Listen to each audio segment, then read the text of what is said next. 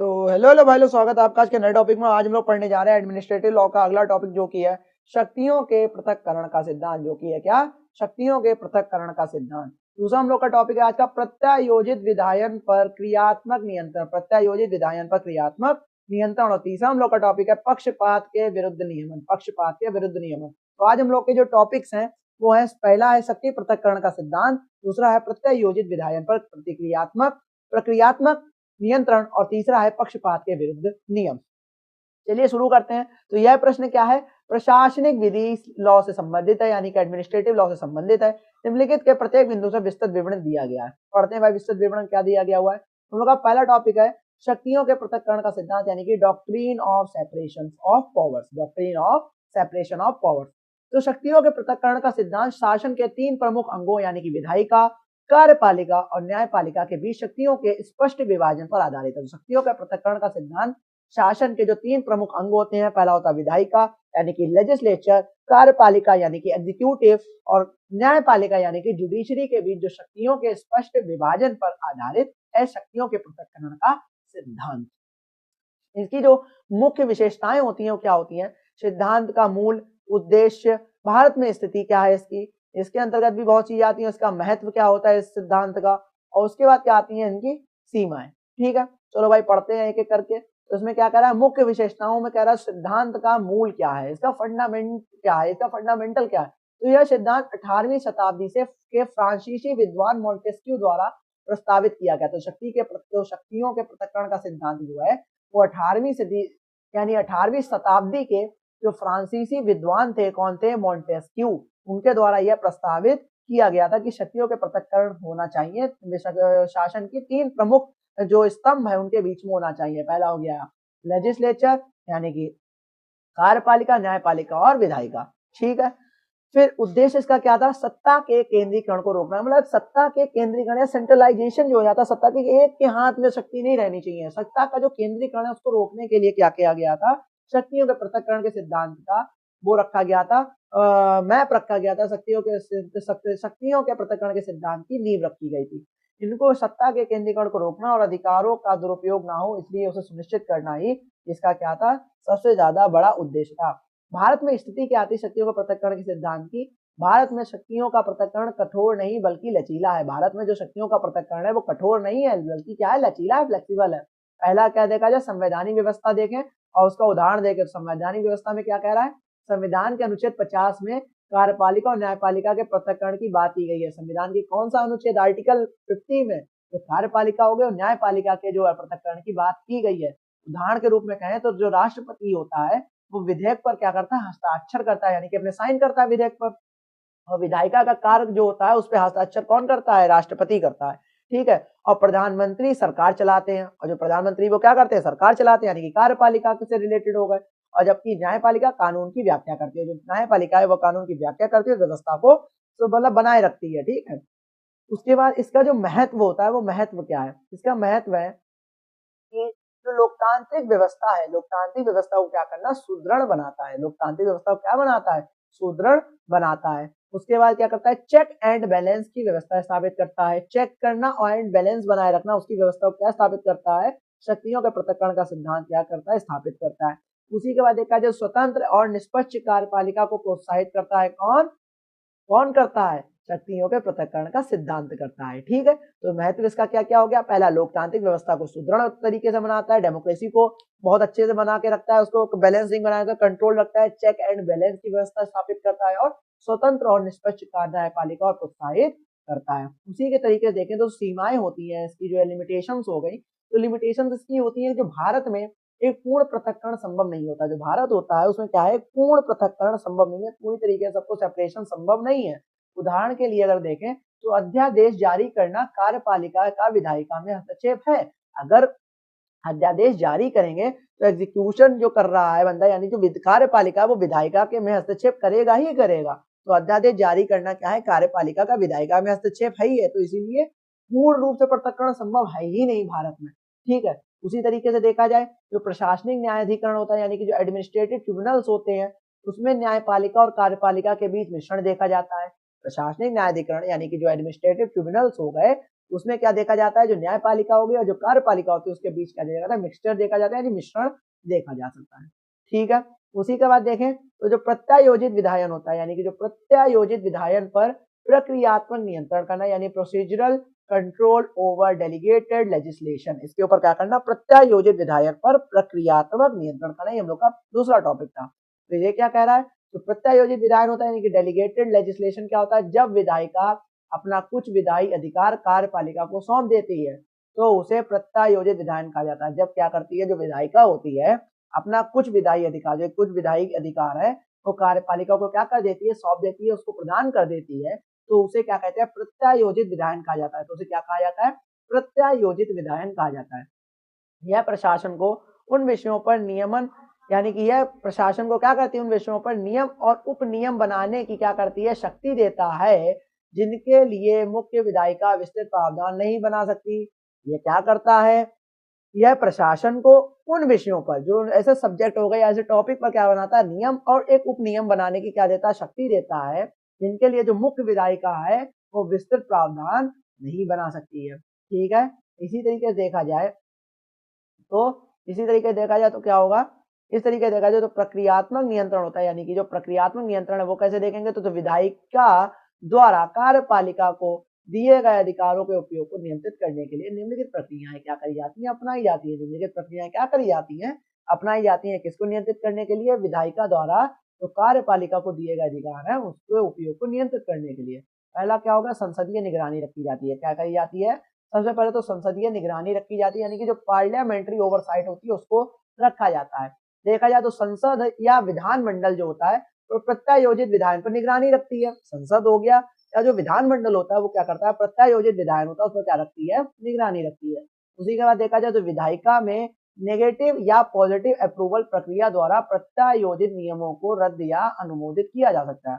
जो विधायिका हो गई उसमें जो नेगेटिव रोल हो गया, जो पॉजिटिव अप्रूवल, नेगेटिव अप्रूवल और जो पॉजिटिव अप्रूवल जो प्रक्रिया द्वारा जो प्रत्यायोजित नियमों को क्या कहा जाता है, रद्द या अनुमोदित किया जा सकता है। उसी के तरीके से देखा जाए जुडिशियल रिव्यू इसके अंतर्गत देखा जाता है। ठीक है, जो न्यायपालिका होती है वह प्रत्यायोजित विधायन के नियमों की वैधता का परीक्षण कर सकती है। उसका जब भी मन होगा देखेगी, अगर कोई भी चीज उसके फंडामेंटल राइट्स को कर रहा है, क्षति पहुंचा रहा है, तो उसको तुरंत ही बंद कर देगी, कह देगी ये बेकार चीज है, इसको हटाओ बिल्कुल। ठीक है, इसी तरीके से अब क्या अधिकारातीत का सिद्धांत इसी से रिलेटेड था। ठीक है, यदि यदि यह मूल अधिनियम के प्रावधानों का उल्लंघन करता है तो इसे असंवैधानिक क्या करेंगे, इसे क्या करेंगे, असंवैधानिक घोषित किया जा सकता है। इसे क्या कहा जाता है, असंवैधानिक घोषित किया जा सकता है। उदाहरण के लिए देखें तो इन रे दिल्ली लॉज एक्ट, जो इन रे दिल्ली लॉ एक्ट कौन से में था, 1951 का, जो सुप्रीम कोर्ट ने प्रत्यायोजित विधायन की सीमा तय की है। इनसे कौन से एक्ट में, इन रे दिल्ली लॉज एक्ट 1951 में सुप्रीम कोर्ट है उसने प्रत्यायोजित विधायन की सीमा क्या करी है, तय की है। ठीक है, उसी को देखें तो जो विधायी समितियां हैं, जो विधायी समितियां हैं, लेजिस्लेटिव कमिटीज हैं, उनको देखें तो ये समितियां नियमों की जांच करती हैं। ये समितियां क्या करती हैं, नियमों की जांच करती हैं और विधायिका को उनकी प्रकृति और प्रभाव के बारे में क्या करती हैं, सूचित भी करती हैं। ठीक है, भारत में रूल्स कमेटी यानी कि जो डेलीगेटेड लेजिस्लेशन पर स्टैंडिंग कमेटी होती है, यह क्या करती है, कार्य करती है। उसी तरीके जो महत्व देखें तो जो लोकतांत्रिक जवाबदेही बनाए रखने में मदद करती है, लोकतांत्रिक जवाबदेही बनाए रखने में कौन करती है, मदद करती है। उसी के बाद देखें तो कार्यपालिका द्वारा शक्ति के दुरुपयोग को रोकती है। जो कार्यपालिका के द्वारा शक्ति है उसके दुरुपयोग को कौन रोकती है, प्रत्यायोजित विधायन। ठीक है, उसका जो लचीलेपन और कुशल प्रशासन की जो सुविधा प्रदान करती है, कुशल शासन क्या करती है, सुविधा प्रदान करती है, कौन, प्रत्यायोजित विधायन। ठीक है, इसकी सीमाएं क्या होती हैं, सीमाएं देख लो भाई। सीमाएं ये कह रही हैं कि जो प्रक्रियात्मक नियंत्रण है वो समय ग्रहण प्रक्रिया हो सकती है। जो प्रक्रियात्मक नियंत्रण है वो क्या हो सकती है, एक समय ग्रहण प्रक्रिया हो सकती है। अक्सर विधायिका और समितियों द्वारा उचित ध्यान नहीं दिया जाता है। अक्सर जो विधायिका होती है, जो समितियां होती हैं, उनके द्वारा क्या किया जाता है, उचित ध्यान नहीं दिया जाता है। इसी के बाद देखें अगला टॉपिक हम लोग का था रूल अगेंस्ट बायस, यानी कि पक्षपात के विरुद्ध नियम। जो पक्षपात के विरुद्ध नियम यानी कि रूल्स अगेंस्ट बायस के। तो पक्षपात के प्रकार कितने होते हैं, प्रशासनिक विधि में निष्पक्ष सुनवाई का अधिकार प्राकृतिक न्याय यानी कि नेचुरल जस्टिस का प्रमुख हिस्सा है। अगर प्रशासनिक विधि में क्या, एक निष्पक्ष सुनवाई होनी चाहिए, किसी के ये नहीं एक पक्ष को मान के या एक पक्ष को तरफ ज्यादा करके गौर करके सुनवाई कर रहे हैं, नहीं, इसमें क्या निष्पक्ष सुनवाई करना है, जो सही है उसके ज्यादा सुनना है या जो फैक्ट है उसी के आधार पे आप अपना निर्णय दे रहे हैं। इसका मतलब प्रशासनिक विधि में जो निष्पक्ष सुनवाई का अधिकार प्राकृतिक न्याय यानी कि नेचुरल जस्टिस का क्या है, एक प्रमुख हिस्सा है। पक्षपात का कोई भी रूप निष्पक्षता और न्याय की अवधारणा को हानि पहुंचाता है। पक्षपात का कोई भी रूप हो वो निष्पक्षता और न्याय की अवधारणा को क्या करता है, हानि पहुंचाता है। इसी के तरीके जो व्यक्तिगत पक्षपात होता है यानी कि जो पर्सनल बायस होता है वो क्या होता है, जब निर्णायक अधिकारी का किसी पक्ष के प्रति व्यक्तिगत झुकाव हो। जो निर्णायक अधिकारी या जो निर्णय दे रहा है अधिकारी, अगर उसका क्या है, पर्सनल बायस है, किसी का ज्यादा झुकाव है प्रति व्यक्ति का, किसी का भाई रिलेटिव आ गया, समझो कोई मैटर में उनका मौजा आ गया, उस पर ज्यादा झुका पड़ा है, मौजा है वो नहीं होगा, उन्हें नहीं करते, ये क्या पर्सनल बायस होगा। जब निर्णायक अधिकारी का किसी पक्ष के प्रति क्या है, व्यक्तिगत झुकाव होता है, तब उसे क्या कहते हैं, व्यक्तिगत पक्षपात यानी कि पर्सनल बायस। उदाहरण के तरीके जो अधिकारी का किसी पक्ष के साथ व्यक्तिगत या व्यावसायिक संबंध होना, ये सही जाहिर सी बात है, किसी का पर्सनल रिलेशन होना या कुछ भी होना तो क्या है, किसी भी अधिकारी का किसी पक्ष के साथ व्यक्तिगत या जो पर्सनल रिलेशन होना ही व्यक्तिगत पक्षपात का एक उदाहरण है। ठीक है, आगे आते हैं। आगे कह रहा है पदगत पक्षपात यानी कि पेक्यूनरी बायस क्या होता है, जब निर्णायक अधिकारी का निर्णय आर्थिक लाभ या नुकसान से प्रभावित होता है। भाई कोई निर्णायक अधिकारी है, उसका निर्णय क्या है, आर्थिक लाभ पे है, उसे भैया पैसा दे दिया गया है, ये लो हमारी तरफ देना, या नुकसान से कोई नुकसान से प्रभावित हो रहा है, इफेक्ट हो रहा है, तो ये क्या है, पदगत पक्षपात कहता है, पेक्यूनरी बायस कहते हैं। उदाहरण के लिए न्यायाधीश का उस कंपनी का शेयरधारक होना जिसके मामले में सुनवाई हो रही है, कोई न्यायालय उसने भैया उसमें शेयर लगा रखे हैं किसी कंपनी में, उसी पे केस हो गया तो उस पर ज्यादा भी सुनवाई दे रहा है, उसकी तरफ ज्यादा झुका है, तो क्या है, पदगत पक्षपात कहेंगे, पेक्यूनरी बायस कहेंगे। नीतिगत पक्षपात क्या होता है, पॉलिसी बायस होता है, जब अधिकारी क्या हो, किसी विशेष नीतिगत विचारधारा से प्रभावित होकर निर्णय करता है। जब कोई अधिकारी हो किसी विशेष नीतिगत विचारधारा है उससे प्रभावित होकर क्या करना, निर्णय दे रहा है। उदाहरण के लिए देखें तो जो पर्यावरण संरक्षण से जुड़े मामलों में प्रशासनिक अधिकारियों का क्या होता है, कठोर दृष्टिकोण होता है। उदाहरण के रूप में देखें तो पर्यावरण संरक्षण से जो जुड़े मामले हैं उसमें प्रशासनिक अधिकारियों का कठोर दृष्टिकोण ही क्या होता है, नीतिगत पक्षपात के एक उदाहरण में से एक है। इसकी न्यायिक व्याख्या हो तो न्यायिक व्याख्या किसके रूप में होगी, न्यायिक व्याख्या में देखो तो dimes versus grand junction canal यानी कि 1852 के मैटर में क्या होता है, आर्थिक पक्षपात के लिए निर्णय रद्द कर दिया गया था।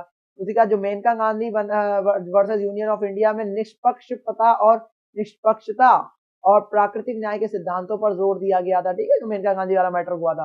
रोकथाम के क्या उपाय हैं इसके, जो निर्णायककर्ता का पूर्ण रूप से निष्पक्ष और स्वतंत्र होना, जो निर्णायककर्ता उसका पूर्ण रूप से क्या होना, निष्पक्ष और स्वतंत्र रूप से कार्य करना या होना। संबंधित पक्षों को अपनी आपत्ति दर्ज कराने का अवसर होना चाहिए, जो संबंधित पक्ष है उनको अपनी आपत्ति दर्ज कराने का क्या होना चाहिए, अवसर प्रदान देना चाहिए और देना भी चाहिए। ठीक है, आगे देखेंगे। आगे देखना है इसकी न्यायिक समीक्षा के माध्यम से फैसलों का परीक्षण होना चाहिए।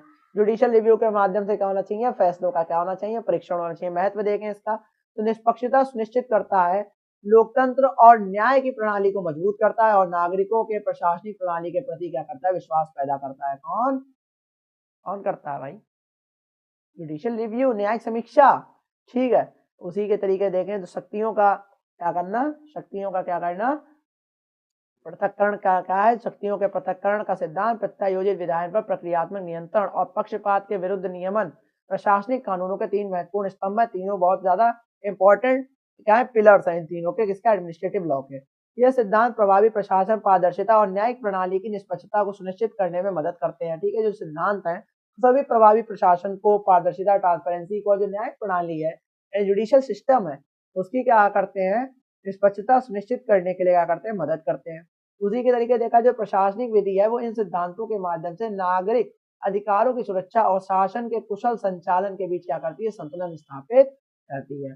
ठीक है, तो ये आज हम लोग का टॉपिक था, जो कि था छोटी छोटी टिप्पणियां थी छोटे टॉपिक पे, किस पे, एडमिनिस्ट्रेटिव लॉ के। ठीक है, ये आज हम लोग का टॉपिक था एडमिनिस्ट्रेटिव लॉ का, जो कि बहुत ज्यादा इंपॉर्टेंट है और बहुत बार पूछा गया ये टॉपिक, इसीलिए आज हम लोग पढ़ रहे थे। शक्तियों के पृथक्करण का सिद्धांत, दूसरा था प्रत्यायोजित विधायन का प्रक्रियात्मक नियंत्रण और तीसरा था पक्षपात के विरुद्ध नियमन। तो ये आज हम लोग का टॉपिक था एडमिनिस्ट्रेटिव लॉ का। इसी के तरीके से एडमिनिस्ट्रेटिव लॉ के टॉपिक आते रहेंगे, तब तक के लिए जय हिंद, जय भारत।